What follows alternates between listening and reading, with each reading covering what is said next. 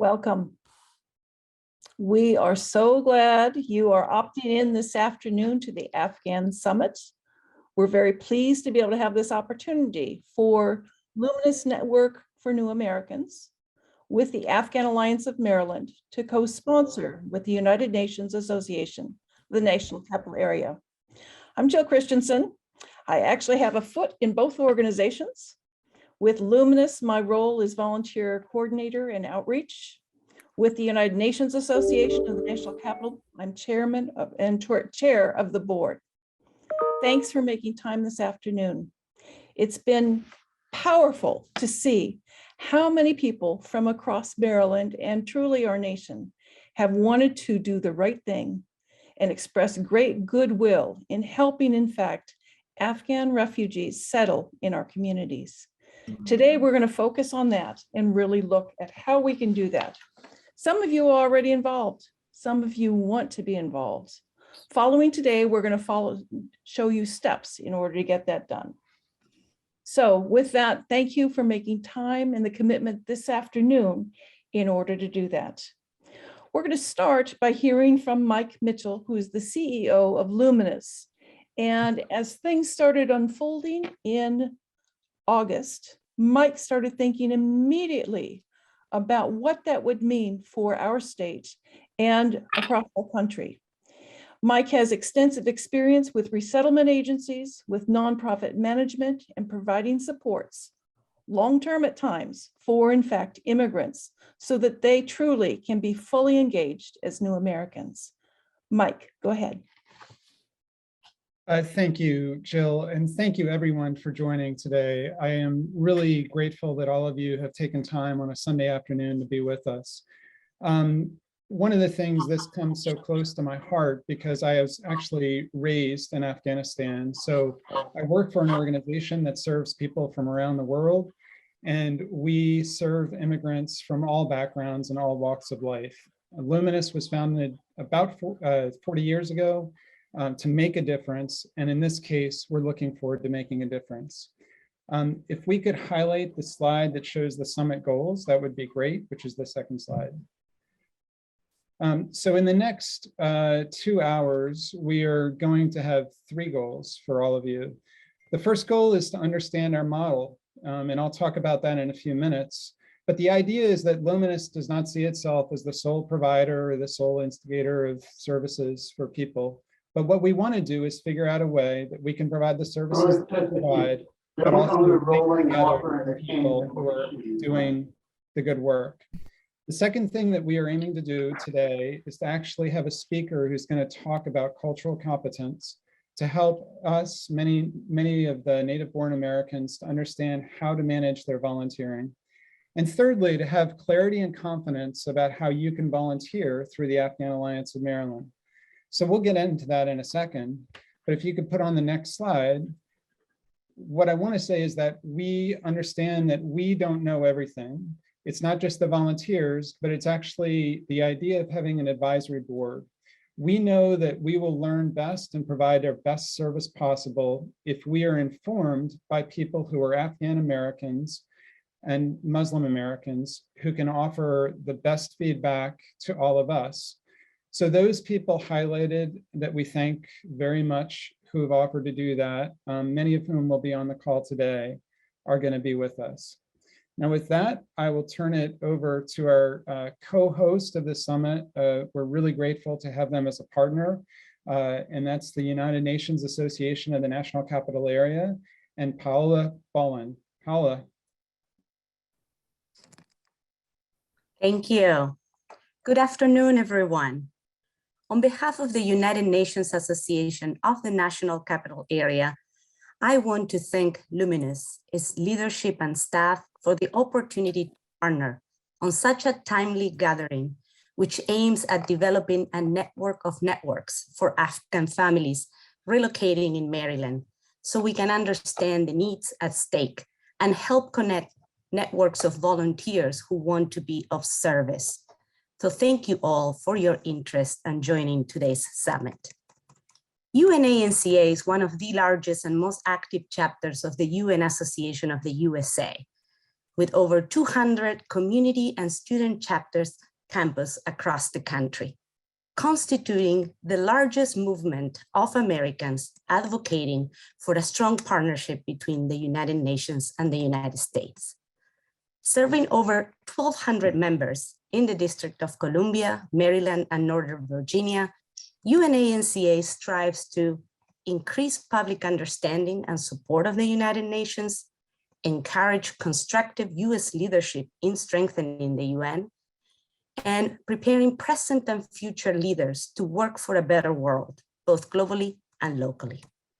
The UNA-NCA works through its program committees focusing on human rights, sustainable development, international law, peace and security, a vibrant model UN program engaging middle and high school students, active young professionals, and a graduate fellows program.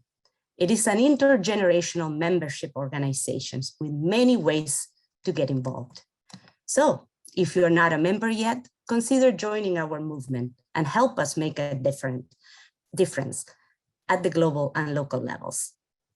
It is now my pleasure to introduce UNA-NCA Advisory Council member, Sarah Craven, a policy advocate and attorney with experience in global health and human rights, who currently serves as the Chief Director of the Washington office of UNFPA, the United Nations Population Fund.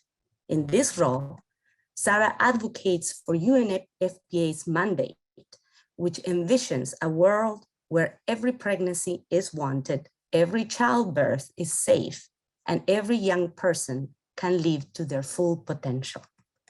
Sarah has worked on advocacy campaigns focused on empowering women and girls and ending harmful traditional practices, including child marriage and female genital mutilation.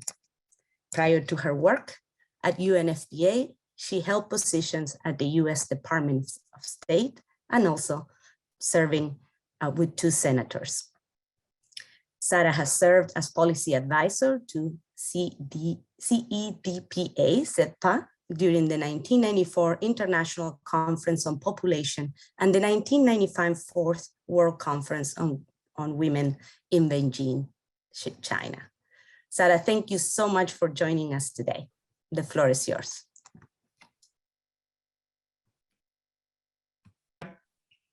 Thank you so, oh, I'm muting myself, I'm sorry. Good morning or good afternoon, everyone. Thank you so much, Paula and the UN Association of the National Capital Area and Luminous for inviting me here today to speak to all of you. I feel very humble to be joining you all today. I feel somewhat unworthy because I know there are so many people here on this call today with knowledge and expertise about Afghanistan. But in the brief time, I'm going to share with you some kind of broad stroke overviews of what our new neighbors are coming from, particularly women and girls, and then talk a little bit from a personal note on how important I think today is. As we move into 2022, more than half of the Afghan population are in need of humanitarian aid, and more than 11 million of this population, and I'm saying those who are still in Afghanistan, are women and girls. When the Taliban de facto authorities came into power in August, development assistance halted abruptly and foreign assets were frozen. This and sent Afghanistan's economy into freefall and has pushed the health system into the very brink of collapse. And the dire situation has been compounded by the impacts of drought and COVID-19, which have created a perfect storm for one of the most profound humanitarian crises the world has ever seen. And it is Afghan women and girls who are paying the heaviest price. In the last 20 years, women and girls have fought for their rights in Afghanistan with uneven but important successes. Expanded access to healthcare has had important gains, including significant declines in one of the highest maternal mortality rates. One Afghan woman dies from pregnancy-related complications every 2 hours. There have been increases in the provision of prenatal and antenatal care, the use of modern contraception, and the number of attended births. And legislation to protect women and girls from violence. More than half of all Afghan women experience violence during their lifetime has been enacted.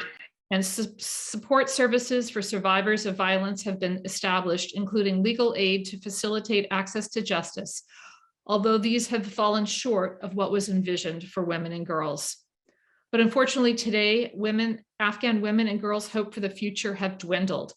They have reduced access to education and employment opportunities and essential services, and access to basic and essential healthcare services, particularly for women and girls living in remote parts of the country, is now severely diminished, if not completely unavailable. Now, many of you may not be familiar with my UN agency, UNFPA. We're one of the specialized humanitarian agencies that work within the UN system in partnership with organizations such as UNICEF, UNHCR, the UN Development Program. And we have been working in Afghanistan for over 45 years. And during that time, our mission has remained the same: to ensure that all women and girls can live in freedom, equality, and peace, and actively participate in all aspects of society. We at UNFPA, as well as all of our UN brothers and sister organizations, remain operational during ensuring that women and girls can access essential life-saving maternal health and protective services.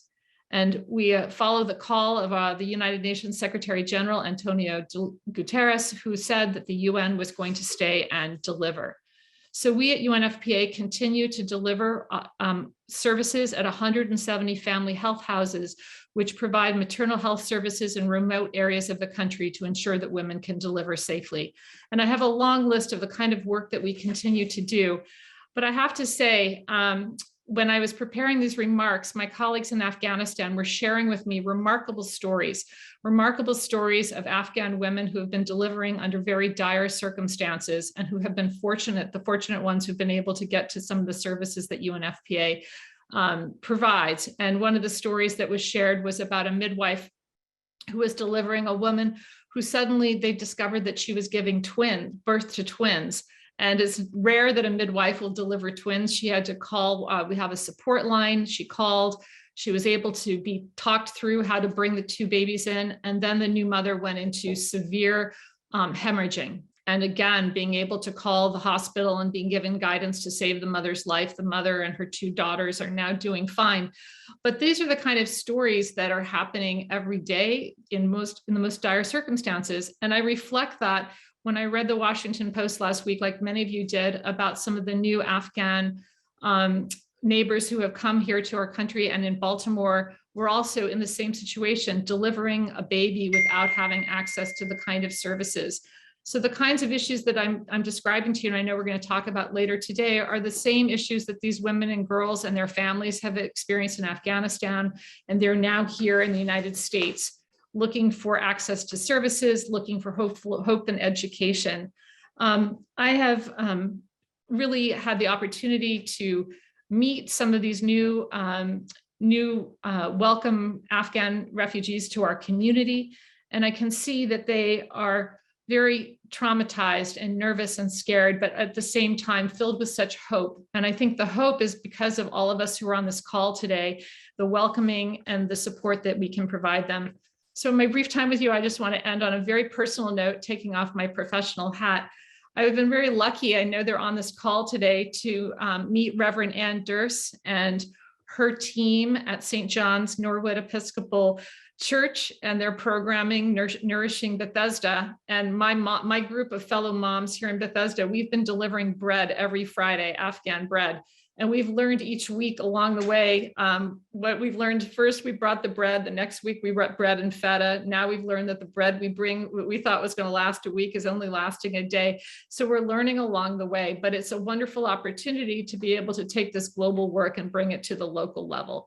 So again, I'm so grateful to be here today, and I'm excited to hear what we're going to talk about. And thank you to Luminous and UNA-NCA for bringing us together. And I'm now turning it over to Shakira. Good afternoon. I'm Shakira Rahimi, the Afghan Alliance Coordinator at Luminus Network. Now I would like to introduce to you Frishta Tayeb, who has interpretation translation company, who is a facilitator and host of a video series and daughter of Afghan immigrant, to deliver her talks about cultural competencies. Farishta Tayyib.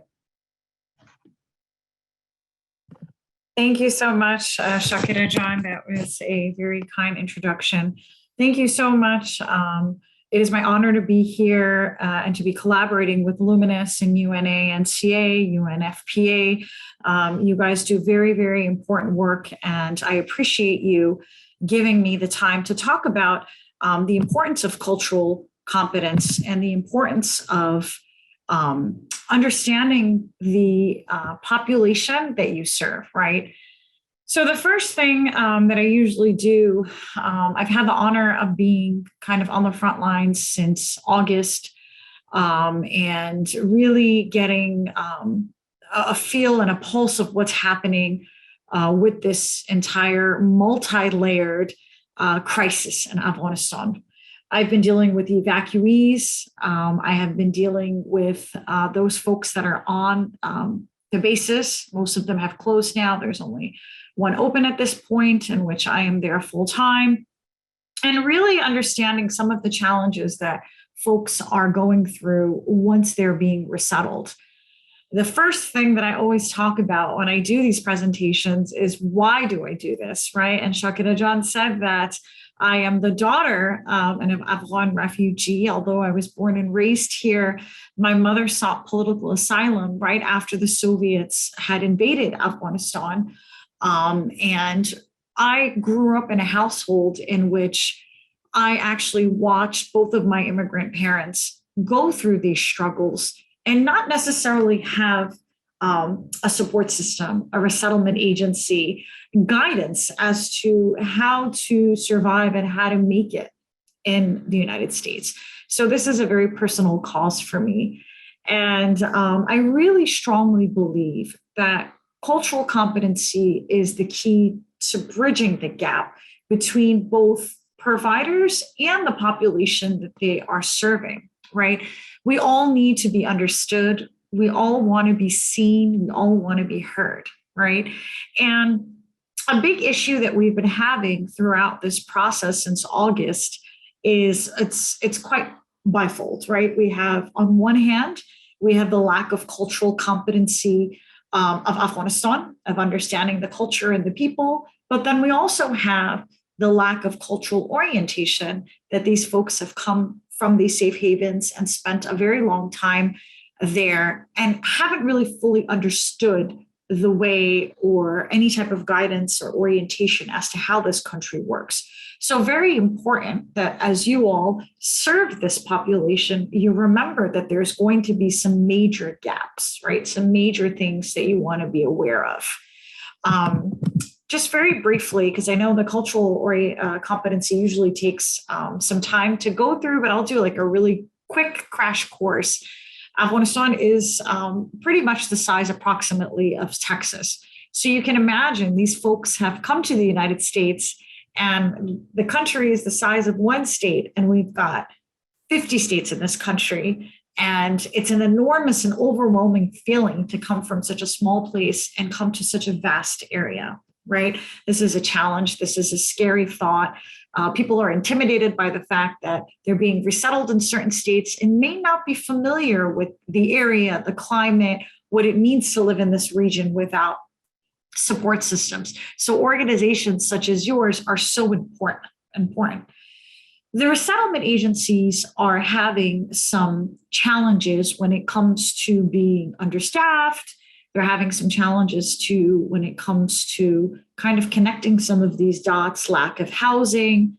So these organizations that are on this call today are so incredibly important to supplement in those gaps, right? To bridge those gaps that these overworked folks may not be able to necessarily bridge, right?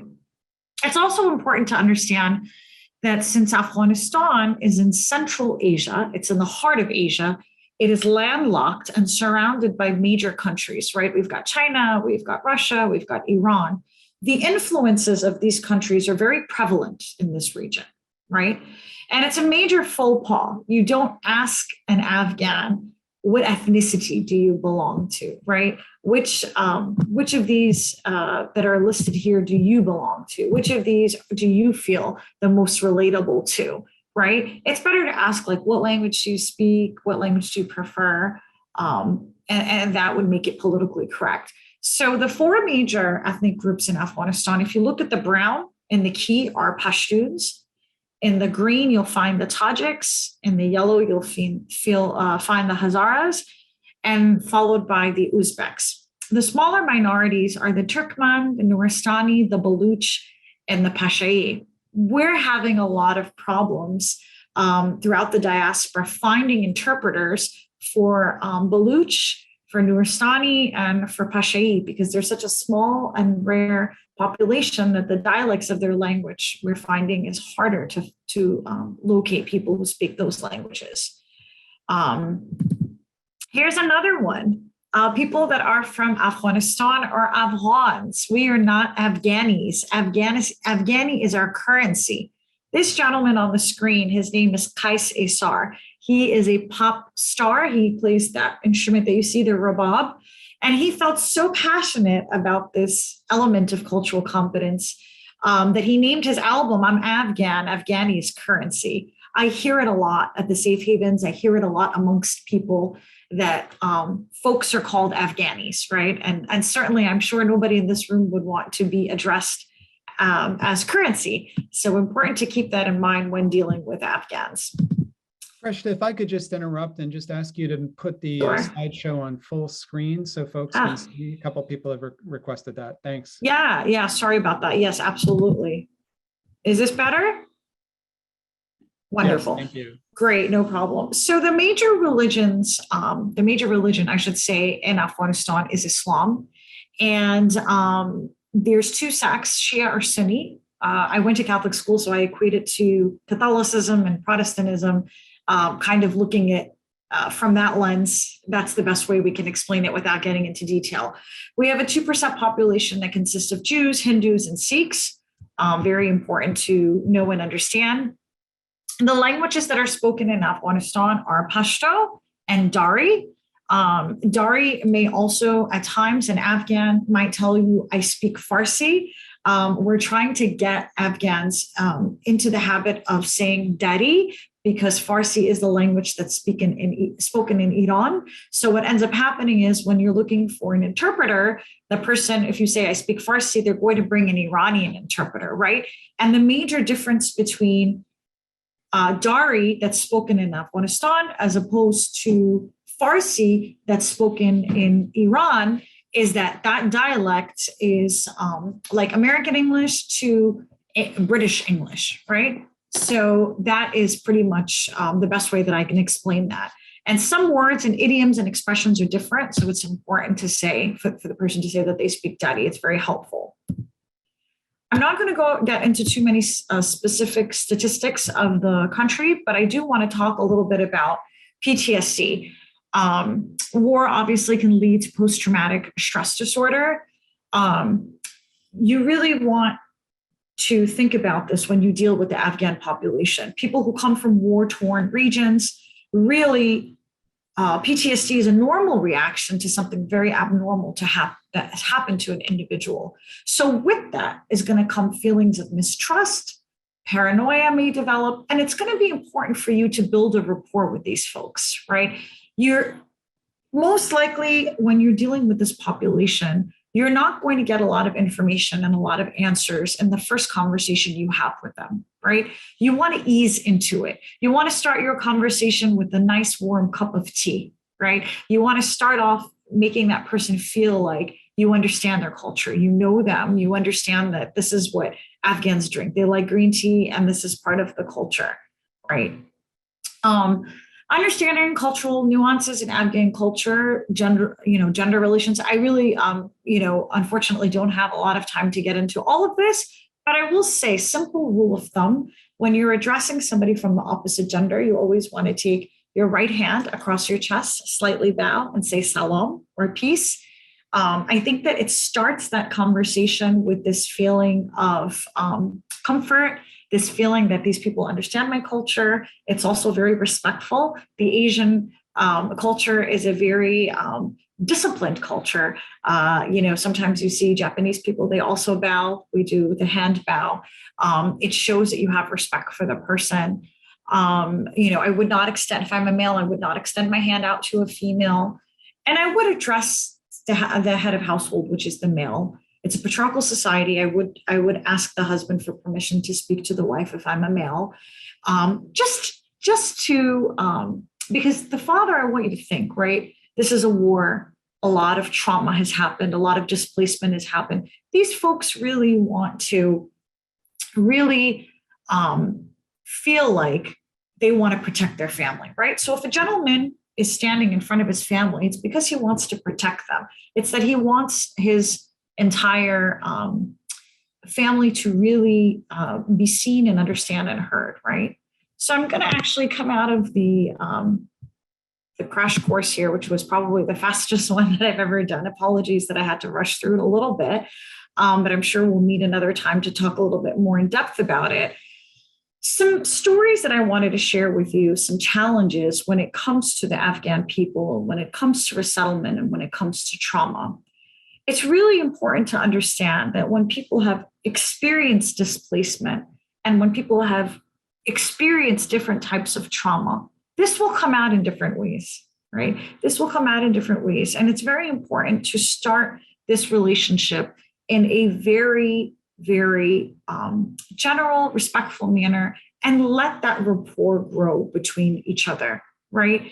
One of the challenges that I faced being in the safe havens and on the base is domestic violence. You guys are going to probably encounter a lot of DV cases because of the cultural differences. Important to understand that it's not to say that Afghanistan accepts domestic violence. That's not the correct thing to say.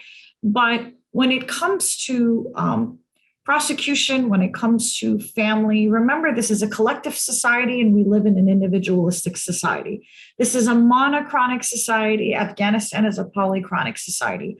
Our concepts of time, our concepts of family, all of these things differ.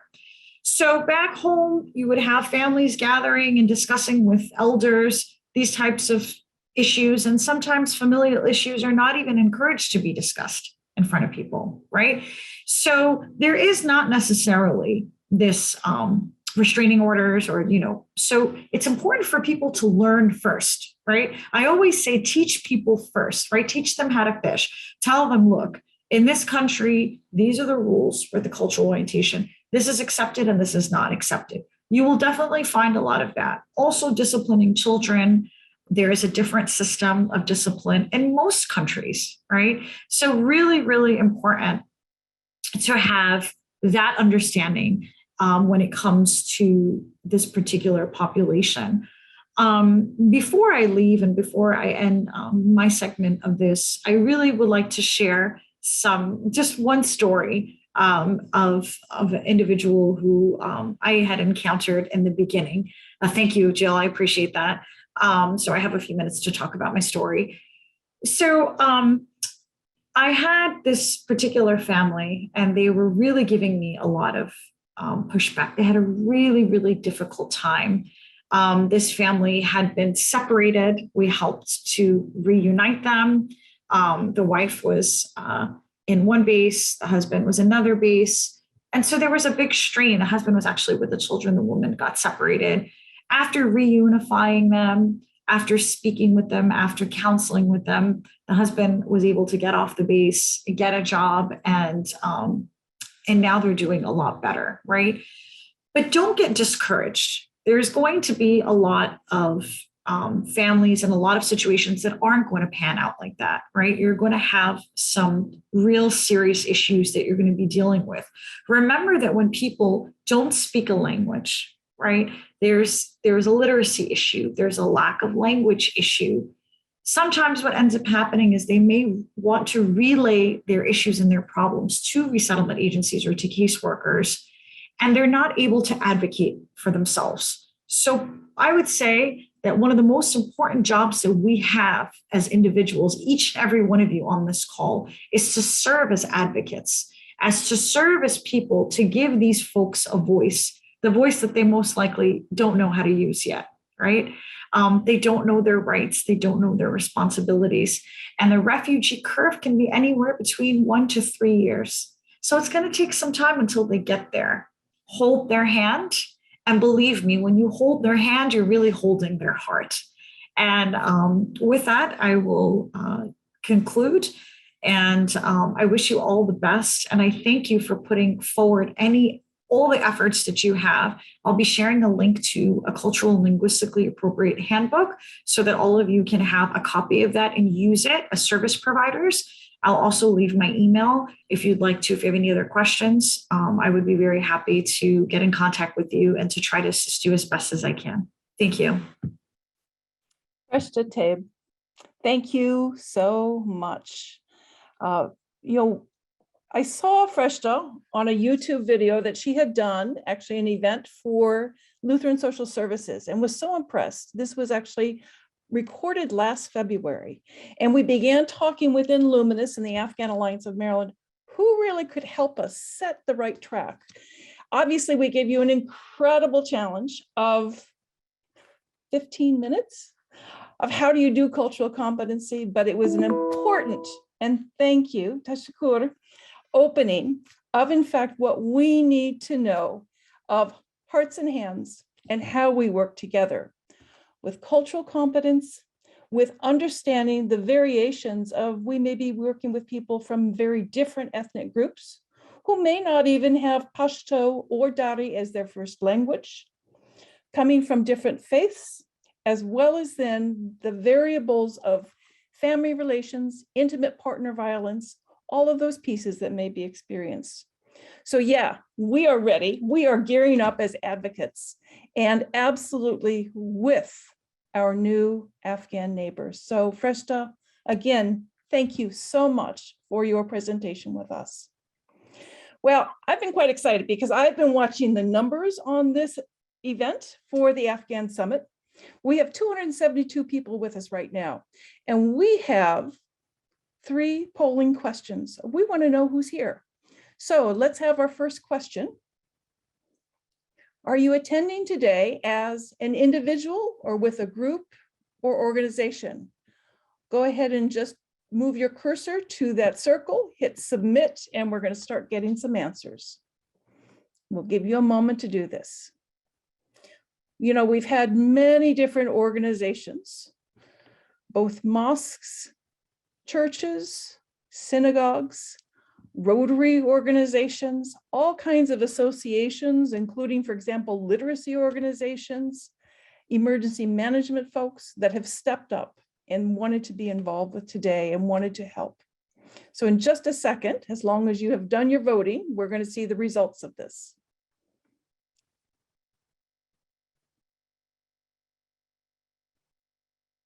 Okay. Here we are, 56% of us are a part of a group or an organization signing on today, and 44% have responded to the individual call. Thank you very much. And now, in fact, second question. Where are you from? Where are you currently based? So you see, we have a whole handful plus of Maryland counties, plus elsewhere in the state, Virginia, Washington, D.C., and elsewhere. And I will tell you that at least one of our elsewheres is outside of the United States, supporters that we have from around the globe. So go ahead and take a moment to respond to that one, and we will get results.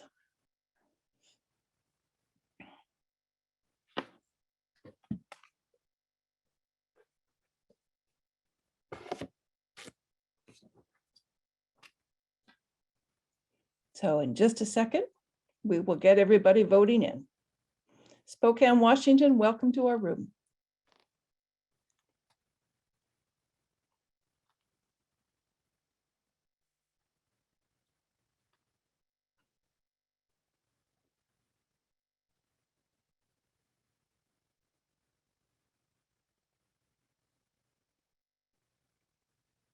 We thought as we started planning this of how important it would be to provide just a bit on cultural constructs. So we were so glad to have Sarah Craven from the United Nations Family Planning Organization Population Fund, UNFPA, with us. and then Fresh Taib. It really set us off very well. So results, are they coming in? Okay. Howard County, Anne Arundel County, Montgomery County, a lot of Maryland's, 4% of folks from Virginia, 3% from DC. Thank you so much. This helps us as far as, again, how we're framing things today and knowing as we move ahead with the Afghan Alliance of Maryland. And the third question, please. What is your current involvement with the Afghan newcomers? Not involved yet? Helping Afghans in hotels temporarily, helping Afghans in permanent housing, or I've been helping in another way.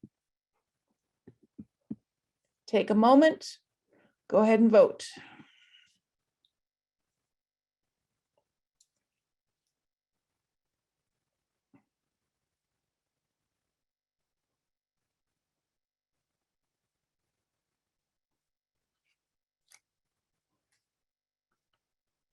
In a little while here, in our second hour, we'll get an opportunity to participate in breakout sessions too, because we know a lot of people here have experience. A lot of people here have reached out to different resettlement agencies wanting to get involved. Some of you have been. And again, it was good to have Sarah Craven talk about her support that she's been providing in Montgomery County, again, with a team of people. So this is great, and I appreciate that people are actively using the chat because this provides us with some record too of what's going on and how important this is.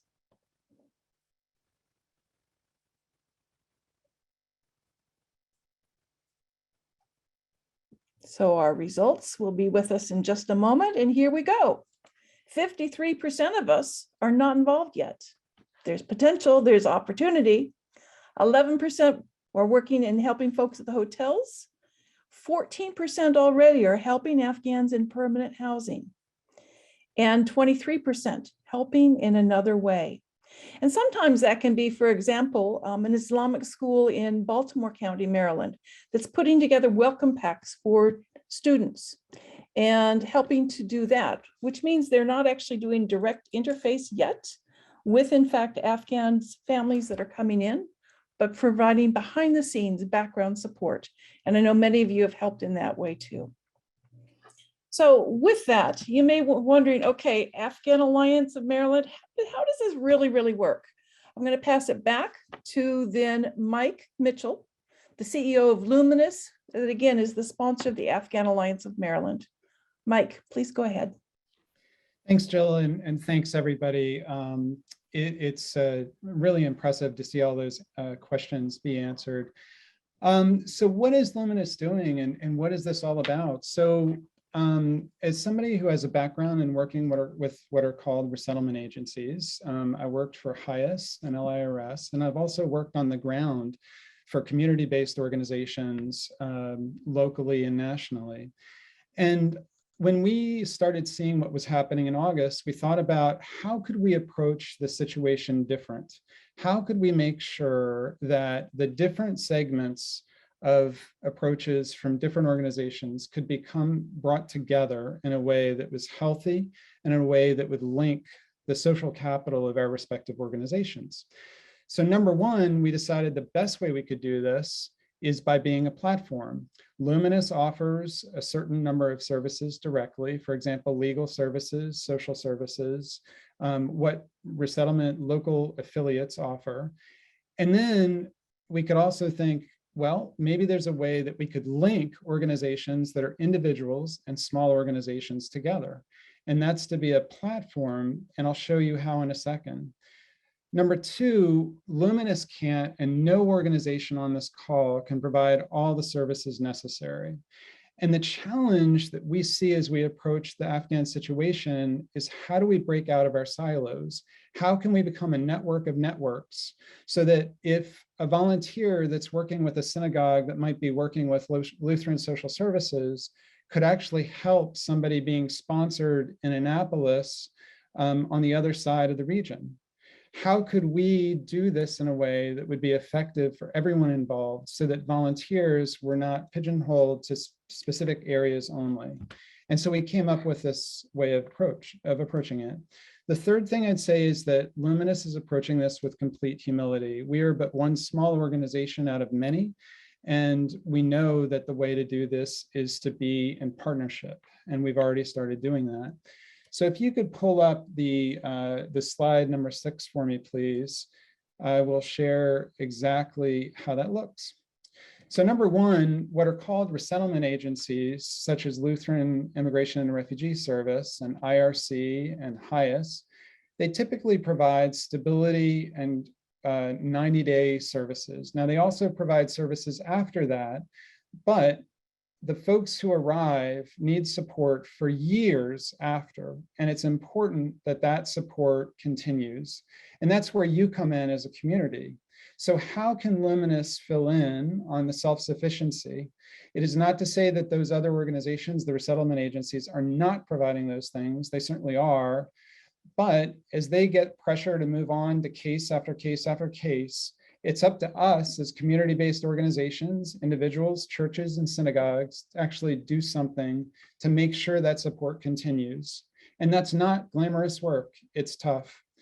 So in the next slide, we'll share kind of our approach from a visual perspective. So the Afghan Alliance of Maryland is simply a network. And if you look at the far left of the screen, you'll see that we are getting referrals from non-resettlement agencies. For example, a church might be approaching us saying, we've got these 3 or 4 things covered, but we actually need help with these 2. A resettlement agency, like we have a good partnership with Lutheran Social Services of the National Capital Area that are actually referring cases to us.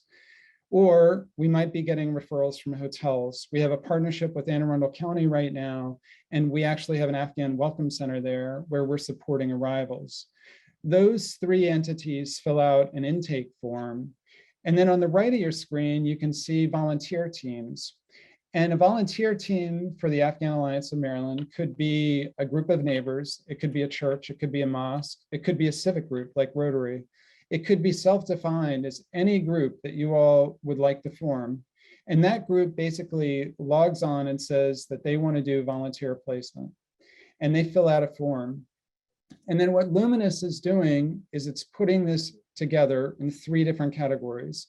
In the first category are direct services that are often tied to government, or some services that are required by what's called the RMP agreement. In some cases, we as volunteers in the community can provide that. But in other cases, it might just be done by the resettlement agency and the affiliate of the resettlement agency. Number 2, we desperately need volunteers to do things like ESL and provide transportation and tutoring. This isn't work that's going to stop at 90 days or even 180 days. It's work that's going to continue for a year, maybe even 2 years. And then lastly, there's the category of material support, which many of you have already talked about in the chat that you're already providing. We know that housing is the biggest crisis right now, and that's getting out. And we are working with partners to try and support that. So those 3 categories come together. And when you fill out a form, it looks like this when you see the next sheet. If you can switch the slide. So basically, volunteers will fill out forms and they'll complete one of these different categories that they are open to serving in. And there are about 8 categories here.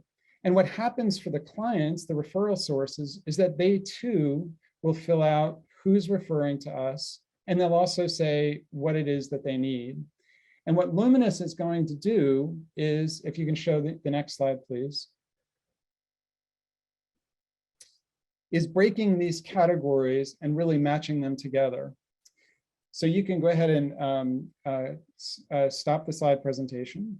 So what's happening is that Luminous is actually acting as a platform. So about once a week or once every 2 weeks, what we're doing is we're actually matching the volunteer offers with the needs, the Afghan needs. And Shakira Rahimi is going to be playing a role in creating connections. Now, some of this is going to entail training. It'll be training directly by us, or it'll be training by partner organizations. And that training is going to be things like, how do you help a client get a driver's license? How do you help somebody with SNAP benefits? How do you help somebody with the different things that they need to sign up for? And when those trainings are done, you may be asked to help someone in another network in another part of the region. And so by creating those connections, we are trying to lessen the amount of friction that exists when organizations jump forward and say, we want to do something, we want to help. And that's the unique approach that we're trying to take in this. Now, we know that this approach is going to take time to really strengthen and be perfect. So in the short term, there might be some bumps, but it's already working. The good news is that we've been seeing clients, and we probably already have at least 50 clients that need services, and some of those we'll provide directly and some we won't. So with that, I will go ahead and pass it on to the next speaker. Thank you very much, Mike. You know, I really appreciate that you've reinforced what Fresh just said as far as this is a long-term process. Yes, resettlement agencies may have 90 days to complete what's necessary with, in fact, expectations of the US government in resettling refugees. But we know it takes a long time. Family livelihood, economic stability, ensuring that kids start in school, English acquisition, all of those variables fit very closely together. With that, certainly we're in this for short-term supports, long-term supports. So very, very important. And with that, I'm going to pass this over now to Shakira Rahimi, who will share some of her story that led her to being the coordinator of the Afghan Alliance of Maryland with Luminous, and then how we are approaching what we know so far of the situation across the state. Please, Shakira. Thank you, Jill. Thank you for giving me the opportunity to talk a little bit about my story and about Afghan refugees settled in Maryland. As I introduce myself, my name is Shakira Rahimi, an Afghan physician currently serving the Luminus Network for New Americans as the Afghan Alliance Coordinator. I grew up in Afghanistan. As a child and young adult, I was eager to help others. Although it was difficult, I was able to pursue an education in the medical field and become a physician in 1999. My field of concentration was maternal and child health. From 2002 to 2014, I worked closely with the US government and US aid organizations on maternal and child health initiatives at various teaching hospitals in Kabul, Afghanistan.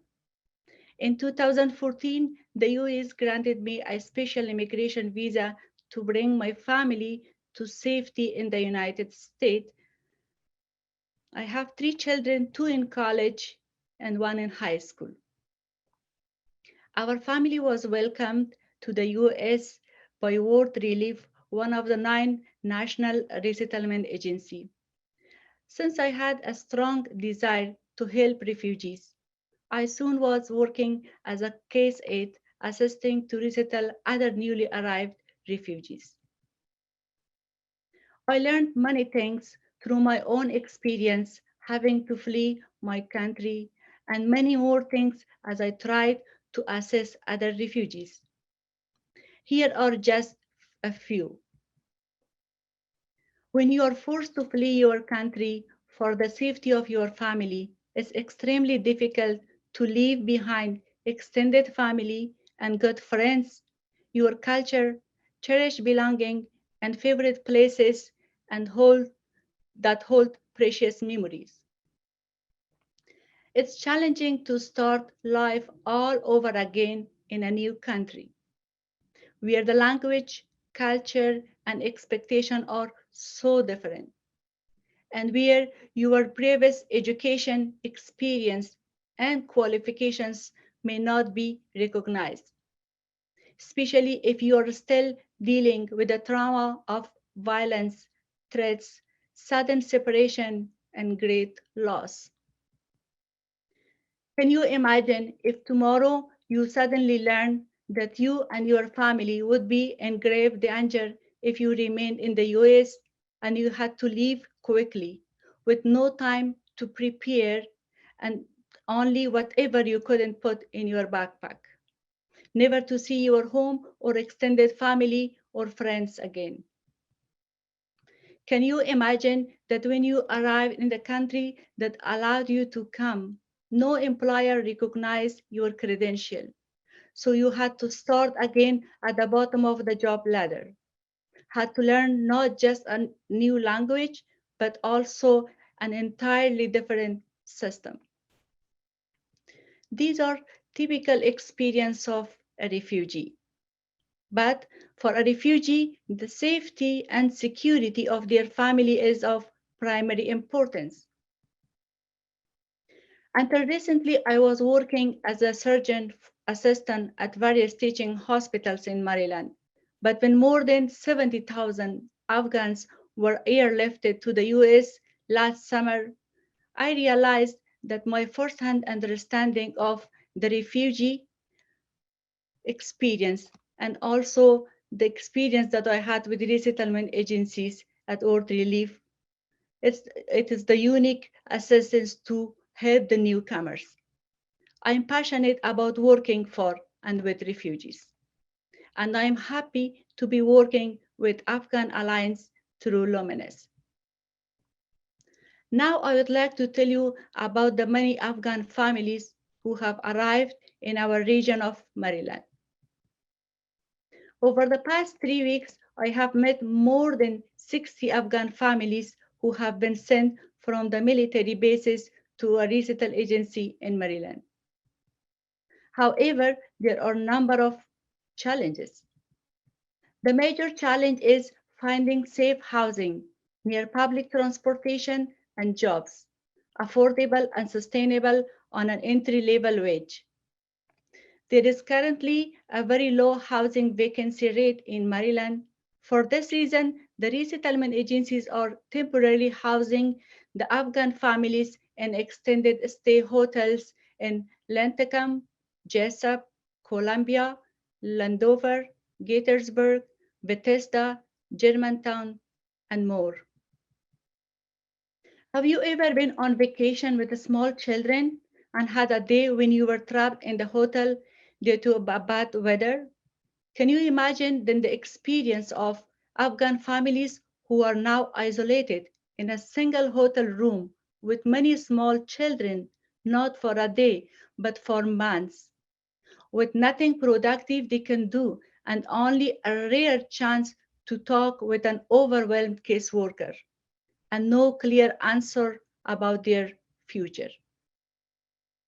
These families don't want to waste even 1 minute in the US, a land of opportunities, but they have been in the hotels for several months now, with no access to schools for their children or educational activities for adults who are eager to learn. But it's encouraging that so many of you are interested in helping these families.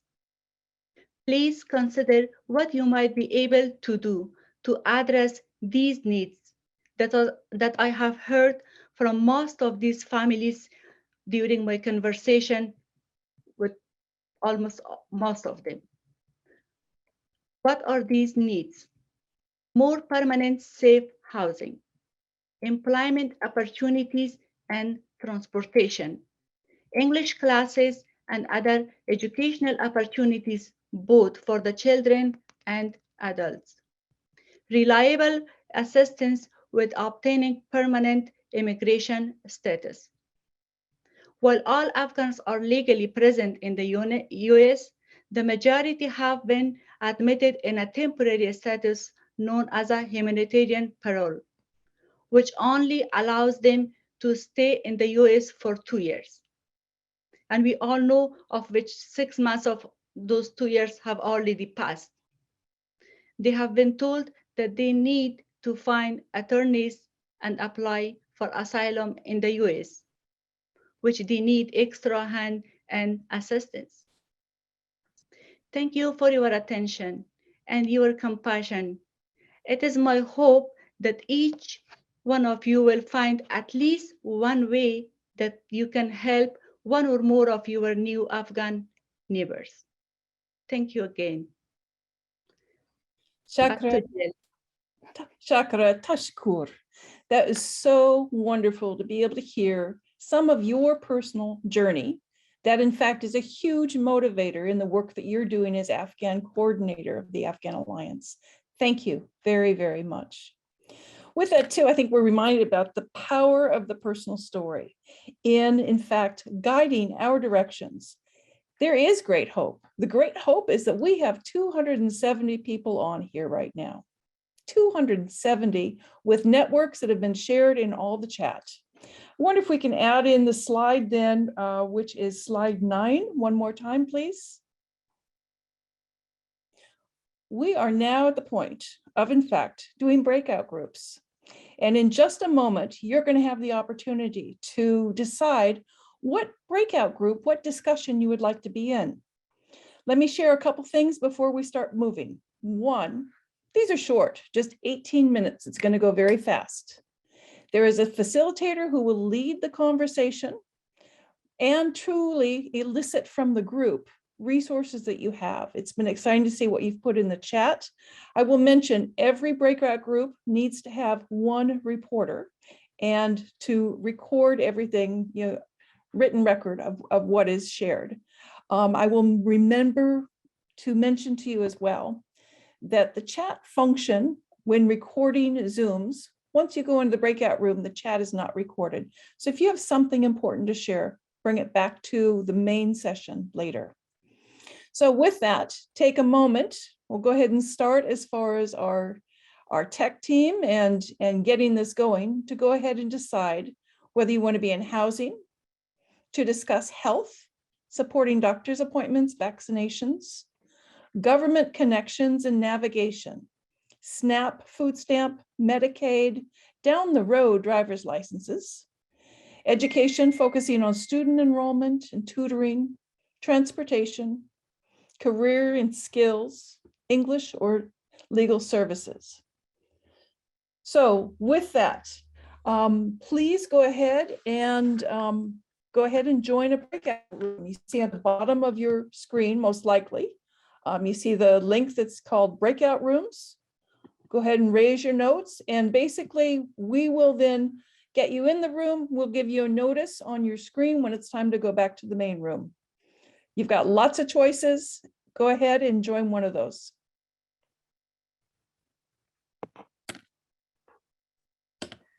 Hey, Jill, this is Paul Yes. Lemley. Please, Paul. I just put a Google Doc into the chat. I know it's late. I just thought about it, but if a facilitator wants to take that, they can make their own copy and put it in the chat of their group. So you can use that as a notes-taking template. Okay, thank you very much. You bet. All right, Diane Dunn doesn't see the breakout links. Look at your screen, probably at the bottom, Diane, where you've got participants chat, share screen, record breakout rooms. That's what you go to, hit breakout rooms, and you will see options for all kinds of groups. And you can also see then how many people are in each room.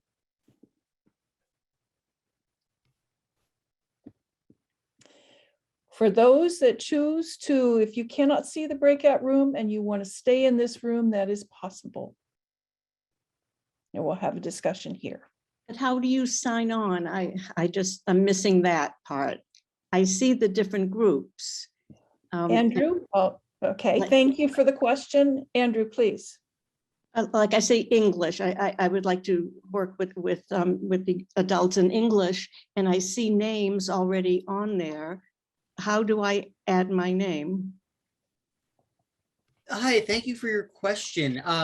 There should be a join button next to that group. If you hover over it, you'll see looks like a blue button that says join in white over it. You have to go to the bottom of the screen, and bottom of the breakup rooms. Okay. That's where the join is.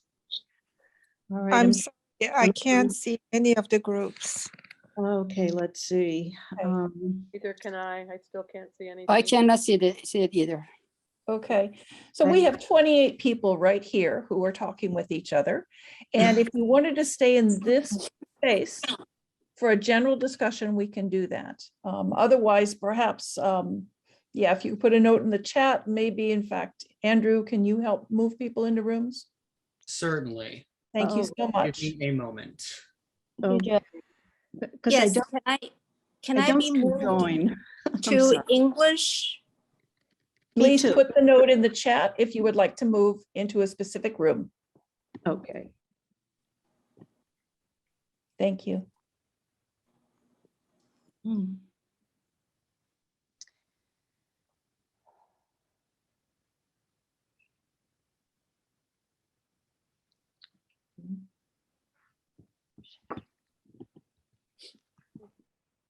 I think I am left behind. Where should I go? Your choice. My choice, how? How could I go there? The choices include legal, education, government services, transportation, health. Basically, I am doing all of them so far. Well, for months. Pick one for now. Okay. Thank you. I already picked all of them. Jill, this is Sarah. I'm trying to join the employment services. Yes. And I cannot see the subgroup. I don't know why. Don't see anything. All right. Again, I cannot place people into groups. It is our colleague Andrew Dole who's doing that. And he's doing it by the chat. If you can put a note in the chat of where you would like to go. Thank you, Jill. I'm trying to get people to rooms as quickly as possible. Unfortunately, the list of unassigned people is not alphabetized. So I'm kind of sort of digging through that as quickly as humanly possible. That's hard. Okay. And again, we can start discussing these questions right now, if you like, for anyone that would like to stay right here. So let me go ahead and begin that. And so the first question is, in fact, are you involved already, and how are you involved in supporting the Afghan newcomers? Is there anyone that would like to share what you're doing?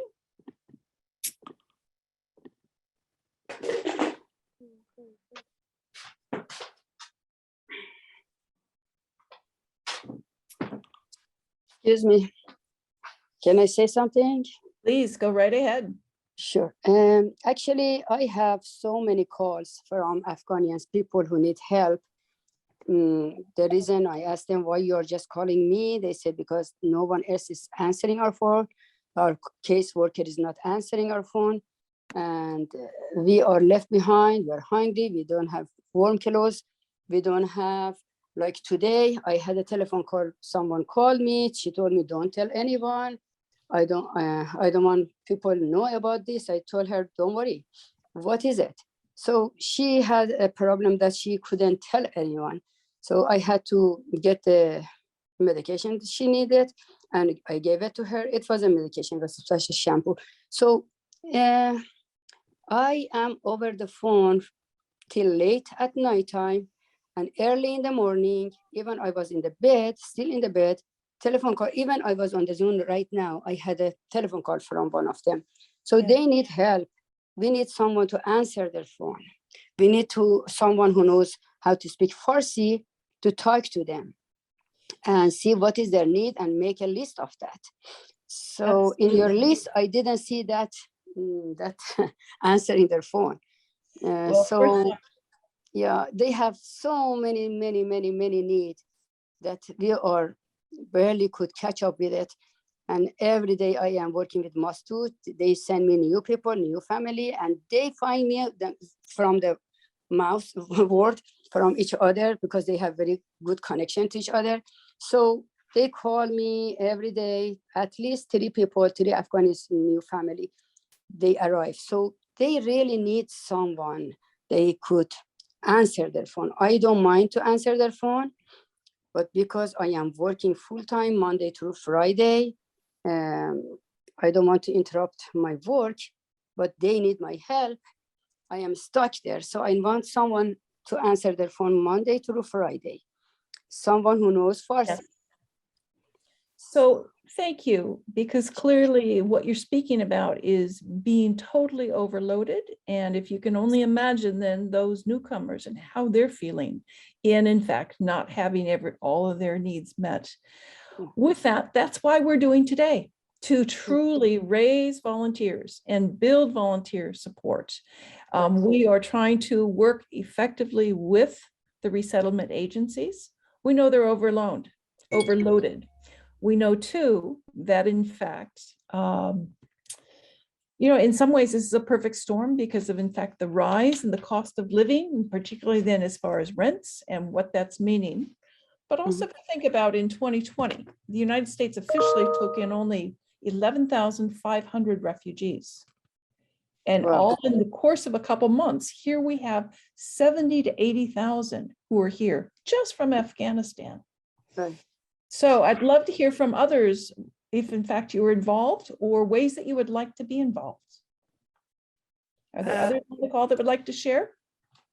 Yes, my name is Hannah Coyle-Pillay, and I'm a volunteer and a board member of Homes Not Borders.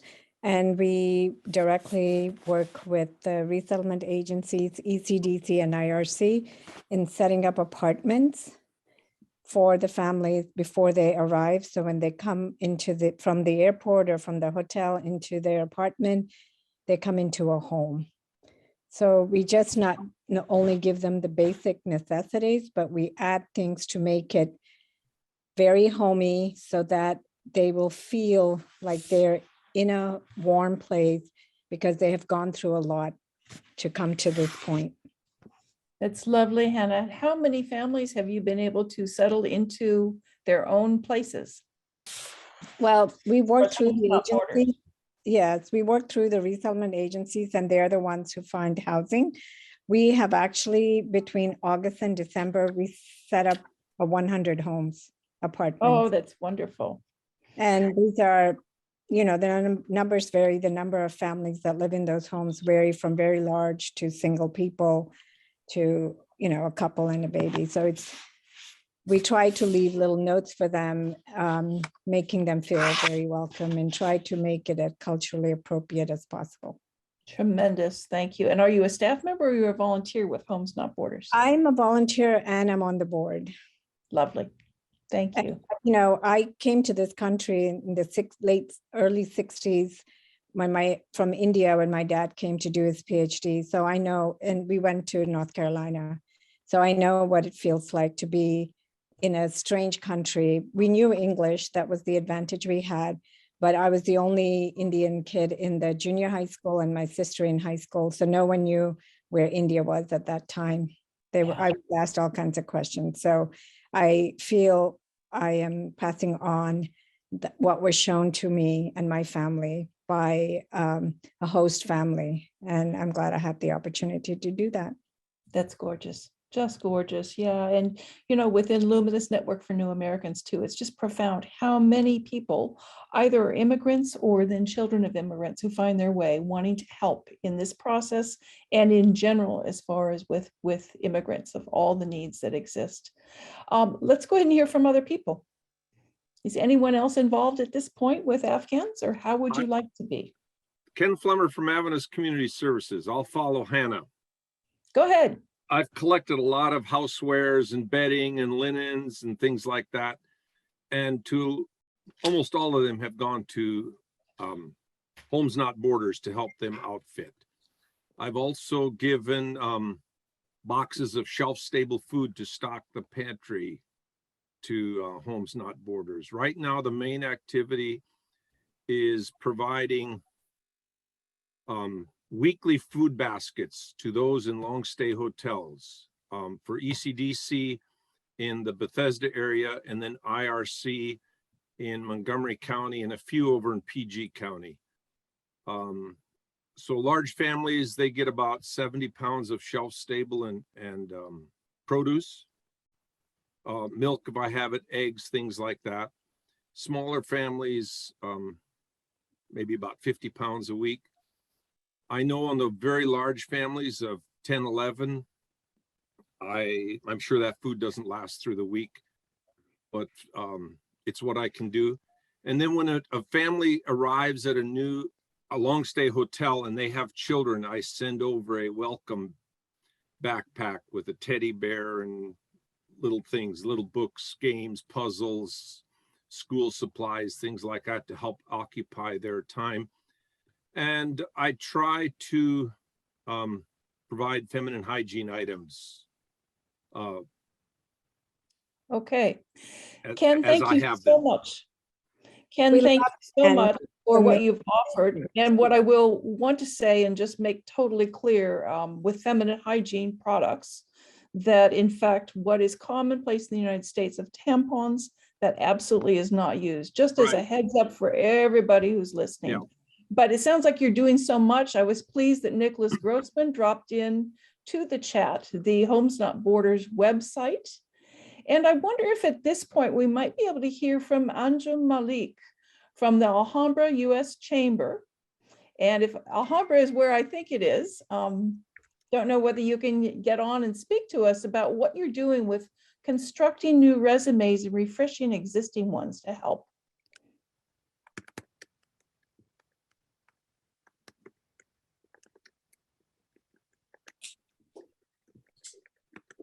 All right. It may be that that individual is not available to speak, and that's okay. So the locations of the hotels really, Betty, your question, Betty McGill, is in fact, they are across Maryland. And again, through different organizations, we can help identify ways to get you involved in that. And that's going to be, as we go back to the full session, you'll hear from Shakira as far as next steps so that you can find out too. But basically, we're having organizations provide the support, but in communities across our state. Would anyone else like to speak about what you were doing? Or ways perhaps that you would like to get involved? It's been profound. I'll speak for just a moment, but I'll wait for any one of you to pipe up. Can I say one more thing? Please go right ahead. Okay. I have an app in Telegram that every time this family asks me for help, I just write a note in that app, and a lot of people could see it, and they go help these people. So maybe if everybody do the same thing, we could get a lot of help. Can you tell us what that app is so that we're aware of it, please? It costs Telegram. You have to set up on your cell phone. You could do it WhatsApp, everybody could see it. Oh, so, okay, so it's WhatsApp. Yeah. WhatsApp or Telegram is the same thing. Telegram, so, okay. Telegram, yeah. So every time family call me, I want food. We don't have food. I want warm clothes. I just go to app and tell people who wants to help them. I don't put their name or their telephone number, anything, or address, unless someone says, I want to help in private section. So I say, okay, you want it? You want to help? Okay, this is the address. This is the telephone number. So they go and right away. So this Jessup hotel, they don't need help anymore because all of these Iranian people are helping them. So they have food, they have warm clothes, they have water, shoes, whatever they need. Do I understand that you're doing this as an individual, that you're not anchored with an organization? Individual, definitely individual. It's quite profound. Thank you so much. This is great. Can I say something? Please, yes, go right ahead. Hi, my name is Mona, and also I'm the interpreter, also work for Fern. And I've been working for Fern for the past, I think, like 5 years, working as an interpreter for Farsi and Dari language. Right now, also, I'm working in, actually in Walter Reed as the interpreter there. So since we got all this Afghani since end of the August, so I'm the one who's getting, actually, this friend of mine, Mariam, was just talking, it's just like, we all work together, actually. So I'm the one, like, you know, tons of people calling me and asking me for help. So I try to connect other people to see how we can help them out. One of the things I want to mention in here, since I know you guys are with Luminous, you can also ask me, I can help you guys, since I also work for Fern. So they have, you know, I've been working as an interpreter since, God knows, for the past 12, 13 years. So if you guys need my help, I'll be glad to help you guys out. And I get phone calls. You don't believe I got a phone call last night I get every night phone call to like 11:30 at night, people calling me and asking me for help. So I'm willing to help any way I can. I also work for IRC. Unfortunately, I should say that I know none of them doing anything. And it's like one of my questions IRC all the time, like the caseworker, why they're helping these people. I mean, the caseworker, I'm glad, I know they have tons of stuff to do, but they have to understand these people, they just come and leave them in these houses or, and they don't give them anything. And these poor people somehow find my phone number, calling me and asking me for help. And I'm not just only helping them, with the grocery and stuff like that. Even we have to get involved with their, insurance, everything else they need, with the SNAP food, anything they need. But unfortunately, this IRC is not helping them the way they're supposed to. Well, Mona, I very much appreciate all that you are doing. And I know in this situation, I mean, in some ways, it's kind of like a perfect storm. And what we want to be sure is that we're finding ways to support the needs of the individuals. And I understand the frustration. We've heard the frustration from numerous people regarding the resettlement agencies. And I think the first step is, in fact, basically finding ways that we can help support the resettlement agencies in doing what they do. But this is great. I'm so glad you spoke up. This is wonderful. You brought a great smile to my face, knowing that, in fact, obviously, I did. I mean, the firm has my number. You guys can call me anytime. And I used to work with Dr. Shakira since 2005. We know each other too. So I'll be, I'm so glad if I can help out any way I can. Just, I'm sure you can. I mean, I can send you my information, but as I said, I'll be working for firm since like 2007. So that they would have be wonderful. Excellent. Anybody need, if you guys want to try any phone calls, speak Farsi or Dari, they can Mona, always. What I would just ask is, because we do not see your last name in the chat at all, or whatever. What is your last name? Shal, S-H-A-L. Beautiful. Thank you so much, Mona Shal. It's great. I'm so glad So we've gotten some good comments in the chat that I'll bring up with a few of you. Ken Flemmer, you talked about one of the worries is about large families. 7 to 10, we've even heard about families that are larger than that and how they can afford to stay in a 3-bedroom apartment.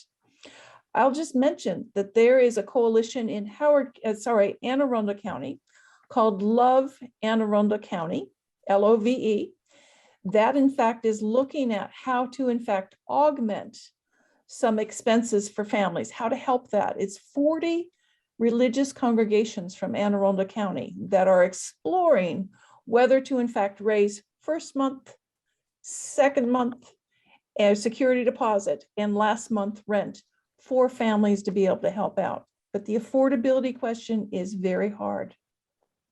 Ken, is there anything else you want to say on that? Not in particular. It's just, the earning power just is going to make that an impossibility long term. Long term. And again, what we know is that those who are here on humanitarian parole, for the moment, it's in fact permission to be in the country for just 2 years. And that's where, in fact, down the road, that legal support is important, but also the employability. Yeah. Thank you. Betty McGill mentioned that in Falston, there's been a lot of work with IRC, filling up a whole storage unit of materials. And I know so many people started doing that, of just pulling together and putting resources in. And with that, Betty, what I see in your note is just that there's no housing yet. And so there it sits. Do you want to talk about it for a moment? Not really. I don't know what to say about it. I really don't have anything more to say. I mean, it's frustrating I can't imagine when you were talking about children being in the house, maybe it wasn't you, it was somebody on the group talking about housing with children being in a hotel for such a long time. And they're not in school. They're not being schooled. Well, and in the education section right now, the breakout session, they're talking about just that, of school needs, because in fact, in the United States, we have the McKinley-Vento Act, which is a federal law that any child who is homeless or temporarily housed has the right and must be enrolled in public education within transportation provided too. So there's discussion from the state of Maryland, from the Maryland State Department of Education, as well as in each one of the school districts right now on ensuring that children get enrolled. But yeah, that was Shakira that mentioned that. And that's hard, really, really hard as far as, again, one whole family and how you live in a room and stay entertained when you've got all the kids moving around and doing everything. Is there anyone else that would like to speak up?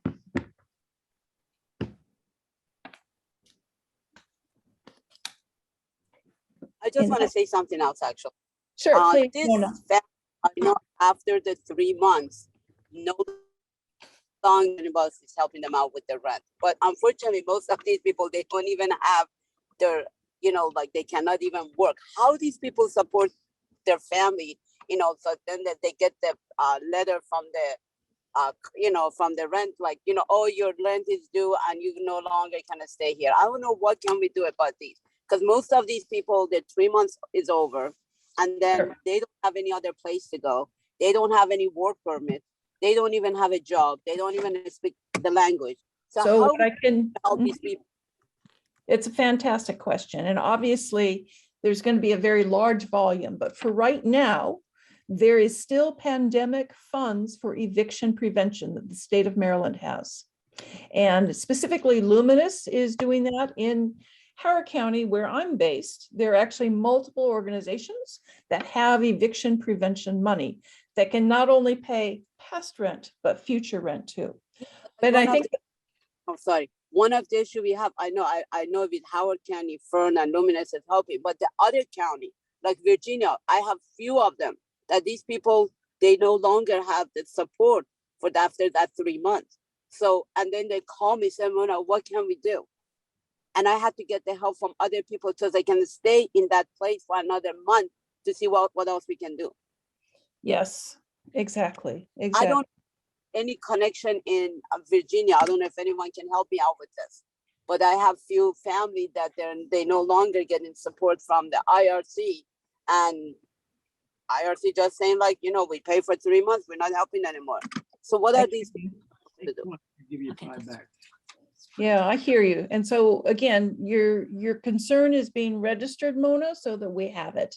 And if in fact, as we really process through today, if there are specific links and ideas for you, we'll give it to you. Thank you. Yeah, absolutely. I see that Becky Brooks put a message in about the Baltimore Hebrew congregation serving as a sponsor circle, which is to sponsor a specific family that is supported by HIAS, which is again a Jewish-based resettlement service. And I wonder, Becky, could you take a moment to talk about your experience?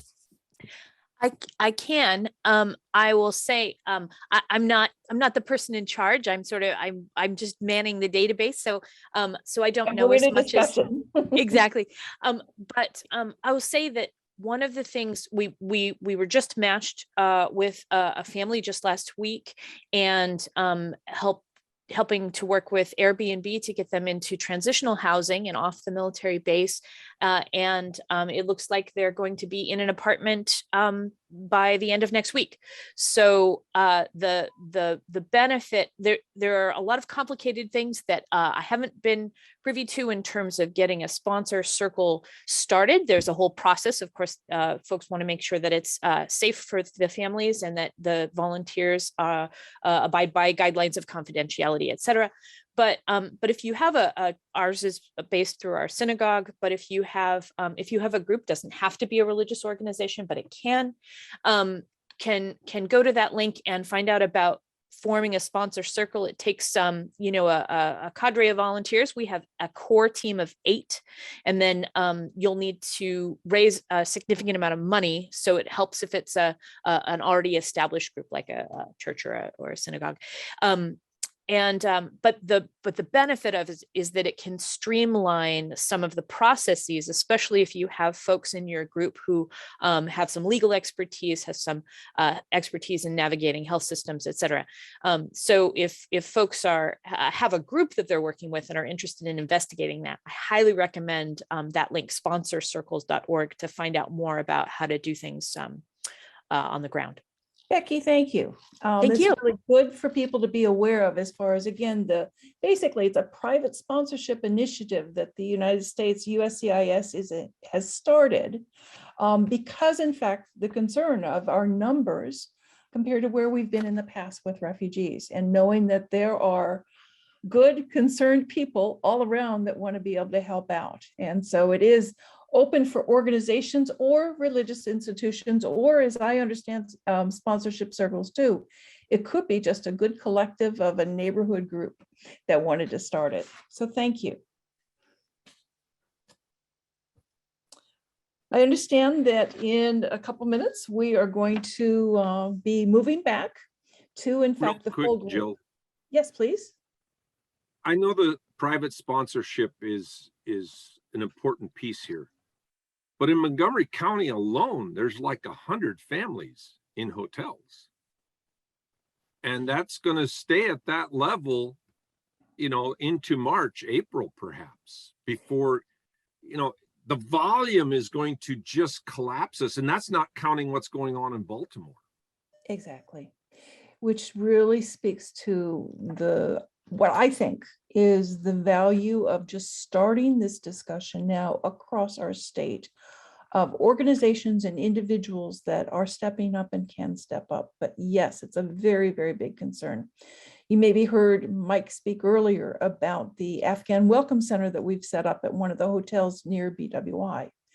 And with that too, it's a short-term use of, in fact, a conference meeting room of a hotel that can be used as a center for English as a second language and intake needs and other pieces, the public library coming in, other things. But clearly, it's that question of how long people will be staying in the hotels. And so there's real concern. And as you know, Washington Post this last week did attention on this, and I think there will be other media concerns too, because it's just one of the things that I've been hearing. Well, they're not going to be resettled in Montgomery County. They're all going to end up in PG County. And so it's kind of a mental barrier there for some groups. Exactly. So with that, what I will note is that people are re-entering this main room right now. We're going to give them just a few minutes. For those of you that have been with me for this discussion, thank you. Because clearly, to have various people speaking up about their experiences, their insights, their overwhelm, their concern, very, very important. It's that chance to really share. And I will note too that in this room, there's been someone taking notes so that we've got that notes afterwards too, which is so very important. So as you see, the numbers are going up as far as our participants, and we'll get going again in just a minute.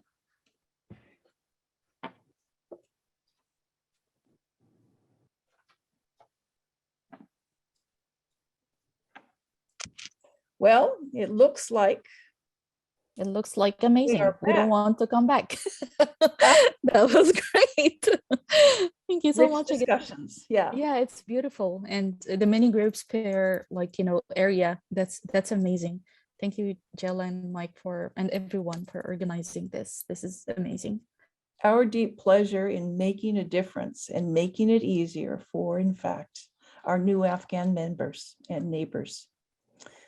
It takes time. So with that, if in fact, there I am. Hello, everyone. Welcome back. Glad you're here. I hope your discussions within your small groups were productive. I see that was amazing. Thank you, Sarah Abdel. We are glad to, in fact, have fostered at least a beginning of exchange of resources and experiences. Because clearly, it's that concept of how do we make healthy communities? We take it by, in fact, everyone working together and understanding that this goodwill is a very important first start in making that happen. So I'd like to hear back a little bit from, in fact, our facilitators of some of those sessions. And actually what I'd like to do is just kind of start popping up. And so be ready, I'll ask you to do something. I know that in those sessions too, there were note takers. Let me just say again, note takers, yes, please. I would love for you to send us the notes so that we have that comprehensive understanding of what happened in the sessions. So I wonder, as we begin, is there one of the facilitators from health that would like to speak about your discussion? I think that's me. So I'm Hosaya Sham. I'm a ENT physician here in Montgomery County. And we had a nice cozy discussion about 15 or 16 folks in our group, mainly healthcare providers, but we also had folks who work with government organizations such as USAID, nonprofits, lawyers. So we had a nice mix of different groups of people.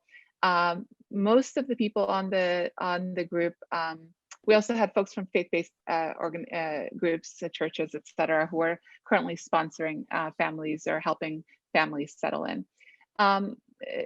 Because of our small group, we were able to introduce each other and have a kind of an idea about each other's backgrounds. And most folks are actually actively involved in doing something with refugees already. And we quickly turned the topic of conversation into areas of need where we think things that need to be urgently addressed and how we can hopefully come together and continue the conversation. So that's basically the main aspect of our group, and let everybody else have a turn and see if they're, yeah. Thank you. What we're going to do really is a kind of a popcorn style of just hearing from a few people, knowing that in fact, we had 16 groups operating. And so I hope that there were rich conversations all across. I'd like to hear next from, in fact, the discussion group that had to do with government services. Would one of those facilitators please speak up? Yeah, I'm happy to share a little bit. So our group, we had a similar mix of some individuals who are deeply working and at the hotels every day or every other day, to some individuals who are from a church group and looking to have people and volunteers ready to go and want to get connected.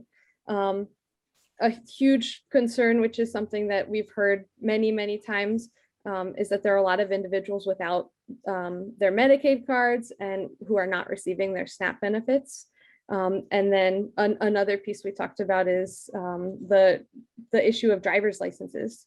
And so specifically around that, we talked about what resources exist and other groups that are already supporting that, and if we can come up with resources that can be shared so that we're not duplicating any efforts, and once we have a system and individuals that can provide support, that can be passed along. A huge issue, of course, with all these things also is interpreters, and so finding individuals who speak Dari and Pashto, and we had someone in our group who was very kind and offered to support with some translation and interpretation. Superb, thank you so much. Wonder if we can hear from education, one of the facilitators, and then from career skills and employment. Sure. Hey, Jill. Hello, folks. So the education group had a really robust conversation on what are the challenges that we're seeing going forward and trying to get the children who are currently either at K through 12 or the pre-K level to get access to education. Some of the concerns were brought up was making sure that any correct forms that they might need or not need are being filled out by school districts, and also making sure that our partners are also aware that with certain federal law and regulations, that students who are not with a permanent residence are able to actually, in fact, attend the schools that they're currently residing in district-wise. We also came up across a situation of making sure that students would be able to get the transportation needed from where they're living to the actual schools that are being in person as well. And finally, we tried to make sure that we could pool resources because we had a really energetic group between those who have experience working either in school districts or with refugees, or those who just really want to help out in how to even find tutors to help students gain the language skills they need to transition, to make sure that they're not part of the lost generation of education here in Maryland. Thank you very much, Sarmat Chowdhury. And he's a new staff member with the United Nations Association. So we're very glad that you're involved here with us. Okay, career skills and employment. I wonder if there is perhaps Poliana Conti who could speak. Yes, I can share. Yes, thank you, Jill. I can share the experience with my team. So a lot of people engaged already with the group and the mission. So one of the things that were very interesting questions were, okay, sustainability questions, right? How can we put together some resources, and especially to help them find the search, right? So to understand how to do a job search in the US. And also how, if you have, right, these resource links, as an example that someone gave us as a resource link, and we have a list of, okay, if you are a physician, how do you do, what you need to do, what are the steps that you can go through to be validating your diploma in the US, right? So there are several steps that the person needs to go. Same for an attorney or every different professions. So those are things that we can think about. How can we identify resources to support and those groups? But very engaged group. And I thank Chandana to take notes for us, and hopefully we get a lot of sharing also on the chat. Wonderful. And that's it. I mean, even those that stayed in this room, it was a very rich discussion and incredible resources across the 212 people who are on this Zoom right now. So let's do one last report out, and that would be legal services. I wonder if one of those individuals might be able to speak up, who led the facilitating. Tom Bradley, certainly can. I'm Tom Bradley. We had exactly 7 people in our breakout, so we had a really good discussion. In addition to Sarah Craven, we had a high school student from Maryland, Benita Besa, who is going to report out in writing. And she has been involved with the Afghan Alliance in Maryland and has really put a lot of time and energy into this effort already. We had a good discussion. We had recovering lawyers, we had active lawyers, and we had lay people, not lawyers, who engaged in the conversation. We learned that, and this anecdotally seems true from my experience, that even if it appears that a regulation is written in plain language, you still should get advice from a lawyer concerning these things. There are many tricks and turns that we just don't know unless you're deeply involved in the immigration system. There are, throughout the Washington area, many immigration lawyers. The place is packed with immigration lawyers, and many of them very kindly and generously provide time and services pro bono, hours and hours of pro bono services to go file papers at courthouses or give advice on intricate issues that are involved. And they've been very generous in our experience. There are organizations throughout Maryland that are involved in immigration reception and immigration services. Thank you. Excellent. So this is just a bare minimum sampling of, in fact, the rich discussions that took place. What I'd like to do is shift our gears right now to Shakira Rahimi, who is in fact the Afghan coordinator for Maryland of the Afghan Alliance, to really talk about what are the next steps, Shakira, that are going to be happening, because there's been so much engagement and so much of sharing of resources in fact, this Afghan Summit. Shakira. Thank you, Jill. So the next step would be onboarding process, which starts from the online application, sign up for orientation, and also confidentiality agreement and background check. And in the next 2 days, they will look for an email from me regarding the resources on confidentiality agreement, the background check for onboarding process, sign up for orientation, and also subscribing to a bi-weekly newsletter.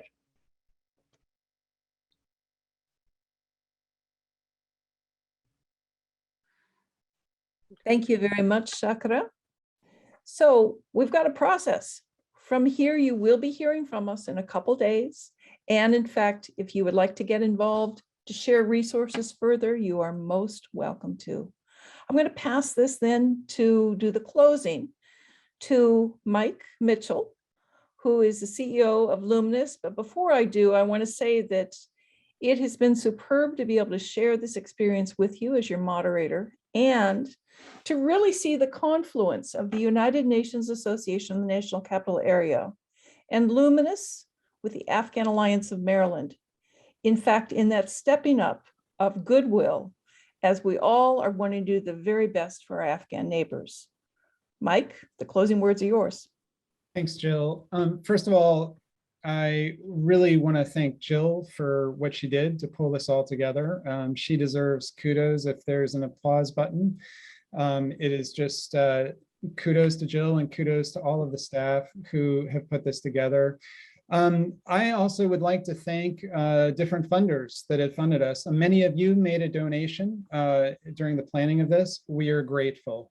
To the Rice Foundation, the Community Foundation of Howard County, to Anne Arundel County government, to different foundations such as the Jane Foundation. There are some large individual donors that have made gifts to us. We are so grateful to all of you. The other thing that I would say is that this is the beginning. It is truly just the beginning. So as the beginning, we are going to need your help. We have started doing what we can to broker connections. And again, we do not see ourselves as the center of all this, but really just trying to be a connector of networks. And we think we can do that. And if you all sign up every Thursday, for example, we're going to be adding names of organizations and networks to the intake form.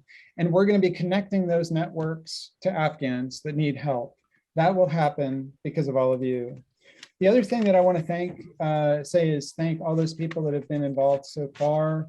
That includes many of the organizations. And I know that I will miss some, but ERICA, which is the Episcopal Refugee and Immigrant Group, IOSC in Baltimore. There's you know what, I can't remember. I know I'll miss folks, but there's so many of you that have been involved. So please, please accept my thanks. The people that have also signed up for the Afghan Alliance board, the advisory board, we are grateful to all of you. You will help guide this ship.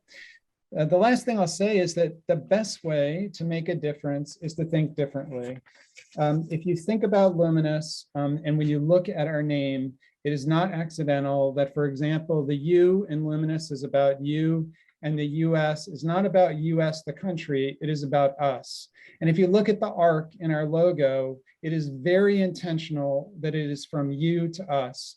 Luminous is corely focused on providing services directly to immigrants and refugees here in Central Maryland, but we are also dedicated to changing the narrative about immigrants and refugees in the United States.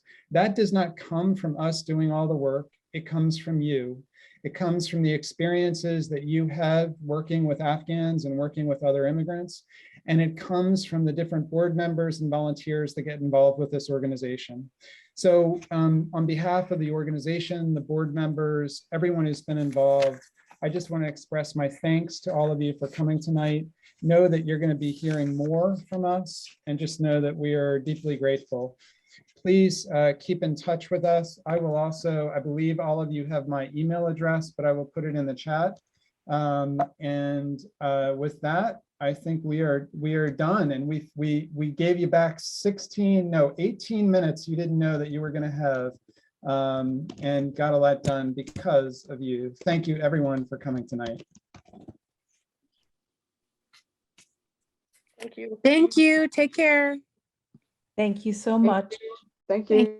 Bye. Thank you. Awesome. Thank you. Thank you, everyone. Thank you so much. Thank you. Thank you, everybody. Thank you. Thank you. Thanks. Thank Shukran.